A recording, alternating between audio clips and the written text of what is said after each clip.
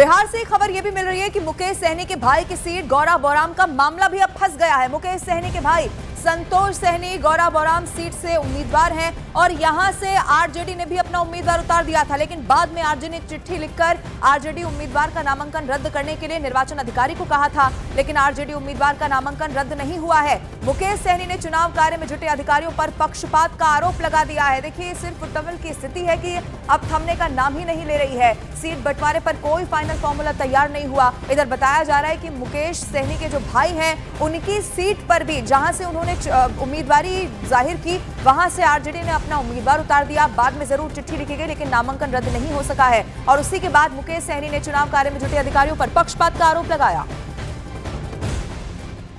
लालू जी का लेटर जारी होने के बावजूद भी ये लोग जबरदस्ती आरजेडी का कैंडिडेट बनाया गया उसको और उस लालटेन चुनाव अब देख सकते हैं लालू जी का कैंडिडेट था ही नहीं है। यहाँ पर जो है वीआईपी का सर वीआईपी का आपने नॉमिनेशन किया था, वो वीआईपी के संबल पे क्लियर ही है, चुनाव चाप मिला है। दोनों ही रहेगा सर, दोनों का ये बताइए, महागठबंधन का एक प्रत्याशी होना चाहिए, दो प्रत्याशी घोषित कर दिया ये लोग, दोनों लोग कर दिया, सारे लोग पैसा लेके बिका हुआ है। चलो जाति पाति कर रहा है, जात पात कर रहा है।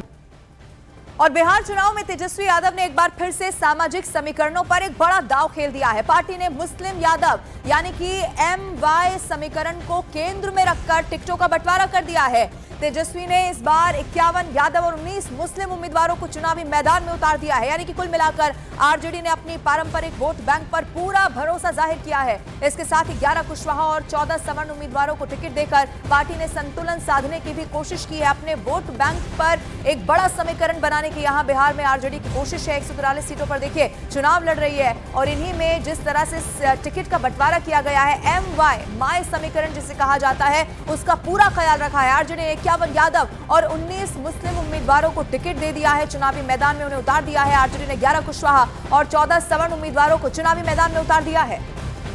इधर चुनावी मैदान में महागठबंधन को लेकर फिलहाल क्या सिचुएशन है, आइए अब आपको वो भी जरा समझाने की कोशिश करते हैं ग्राफिक्स के जरिए। फिलहाल अभी की अगर स्थिति आपको समझाई जाए तो मैदान में महागठबंधन के 251 उम्मीदवार मौजूद हैं। इनमें से आरजेडी के 143 हैं, कांग्रेस के 60 हैं, CPI-ML के 20, इधर CPI के अगर बात की जाए तो ये आंकड़ा यहाँ 9 है, CPM के 4 और VIP के 15। आरजेडी और कांग्रेस उम्मीदवार 5 सीट पर आमने सामने की फाइट में है। इनमें सिकंदरा, इसके अलावा कहलगांव, सुल्तानगंज, लालगंज और नरकटियागंज सीट शामिल है। आरजेडी और वीआईपी 2 सीट पर आमने सामने है, चैनपुर और बाबू बरही ये सीट है। इसके अलावा कांग्रेस और CPI 4 सीट पर आमने सामने है, ये सीट भी आप जान लीजिए बछवाड़ा है। इसके अलावा करगहर है, बिहार शरीफ है और राजा पाकर, ये वो सीटें हैं जिन पर फ्रेंडली फाइट जो कही जा रही थी वो अब सामने आ चुकी है।